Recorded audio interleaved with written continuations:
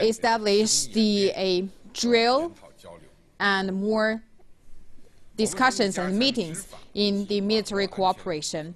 And we will further our cooperation in law enforcement and security. And we iterated that there will be a no haven for the criminals to escape. And we will also let the authorities to cooperate and establish a long-term mechanism in this regard. Both sides will continue our 5 consensus in cybersecurity, including the counterterrorism, and we will also strengthen our cooperation in drugs and protect the citizens and business people and the community in each own countries. Although we have different opinions and views on certain topics, the good thing is that's not surprise, and with only the good communication and cooperation, and respect each other's interests and suspect each other's territorial integrity, and we always with the constructive attitude, and we always find the common ground and further our development and cooperation. And we also discuss our due international responsibilities, and we agree to strengthen our communications in the challenging issues and topics with common interests to further promote world prosperity, peace.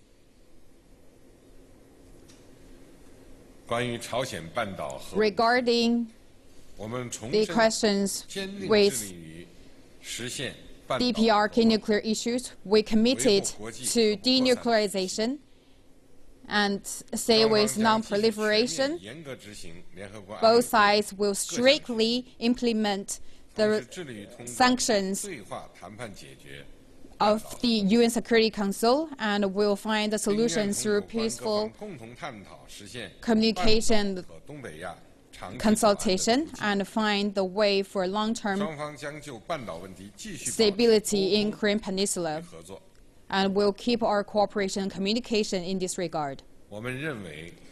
We believe China and the United States are the key influence countries in Asia-Pacific. I also told President Trump that Pacific is vast enough to embracing China and United States. We should further strengthen our cooperation and communication in this regard and have the more shared friends, and to promote the regional prosperity and peace and stability. We also discuss Afghanistan issues, and we will further strengthen our cooperation in non-proliferation, and we will take actions to support the UN peaceful activities. The friendship is the solid foundation, and we will extend our exchange of peoples. We'll have more students exchanges in both countries, and we will also have more meetings for the youth, especially for the young enterprises and startups.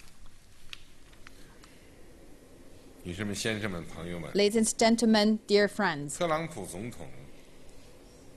President Trump state visit to China, it's a successful and historic visit. The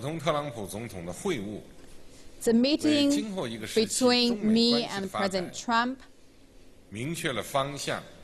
sets the tone and print a blueprint and laid a solid foundation for the future development of China-United States relationship, and we will achieve more results and bring more benefits to the people, to both countries and around the world. Thank you.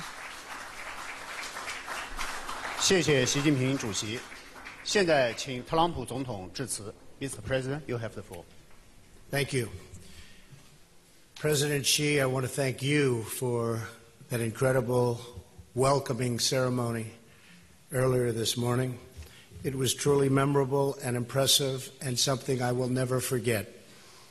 Melania and I are honored to visit your country with its ancient history, dynamic people, and thriving culture. I also want to thank you and Madam Ping for a tour that was given to us yesterday of the very majestic Forbidden City. Your people are proud of who they are and what they have built together. And your people are also very proud of you.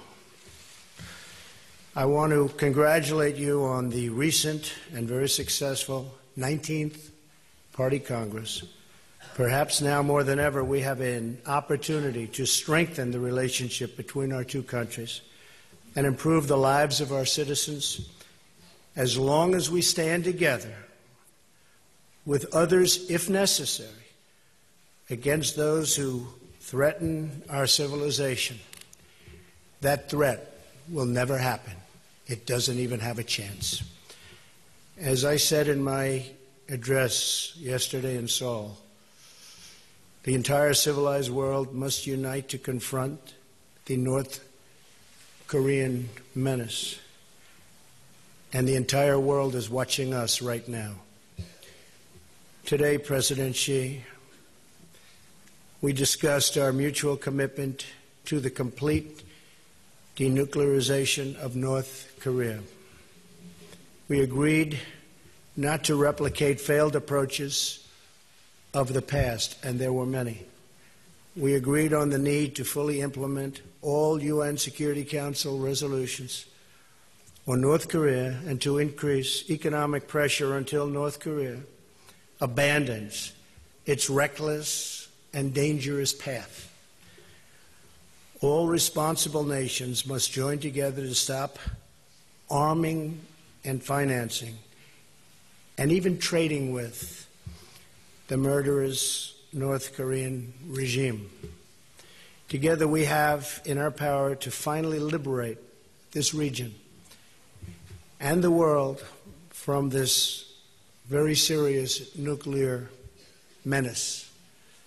But it will require collective action, collective strength, and collective devotion to winning the peace. In order to create a more secure future for all and to protect our citizens from extremism and terrorism, President Xi and I also committed to working toward a peaceful future for Afghanistan. Terrorists are a threat to all of humanity, and we will stop radical Islamic terrorism. The United States and China also face many challenges within our borders. Every year, drug trafficking destroys millions and millions of lives. Today, President Xi and I discussed ways we can enhance. Right, that was the joint press conference given by Chinese President Xi Jinping and U.S. President Donald Trump. A special emphasis will be placed on the new phenomena, fentanyl, destroying lives by the millions. We're going to be focusing on it very strongly, the President and myself. In addition to improving the safety and security of our citizens, President Xi and I discussed improving our economic relationship. We want a vibrant trade relationship with China. We also want a fair and reciprocal one. Today, I discussed with President Xi the chronic imbalance in our relationship as it pertains to trade and the concrete steps that we'll jointly take to solve the problem of the massive trade distortion. This includes addressing China's market access restrictions and technology transfer requirements which prevent American companies from being able to fairly compete within China. The United States is committed to protecting the intellectual property of our companies and providing a level playing field for our workers. At the same time, our relationship with you and China is a very important one to me and to all of the people of our country. And just by looking at the tremendous, incredible, job-producing agreements just signed by those major companies, we're off to a very, very good start. As part of our commitment to regional stability and peace, the United States also continues to advocate for reforms that advance economic freedom, individual rights, and the rule of law. The United States, working with China and other regional partners, has an incredible opportunity to advance the cause of peace, security, and prosperity all across the world. It's a very special time, and we do indeed have that very, very special opportunity. A great responsibility has been placed on our shoulders, President. It's truly a great responsibility. And I hope we can rise to the occasion and help our countries and our citizens reach their highest destinies and their fullest potentials. I want to thank you. Again, you're a very special man, for your gracious hospitality. I send my warmest regards to your citizens. I honor their heritage and celebrate their great, great possibilities and potential for the future. In the coming months and years, I look forward to building an even stronger relationship between our two countries, China and the United States of America, and even closer friendships and relationships between the people of our countries. Mr. President, thank you very much. Thank you.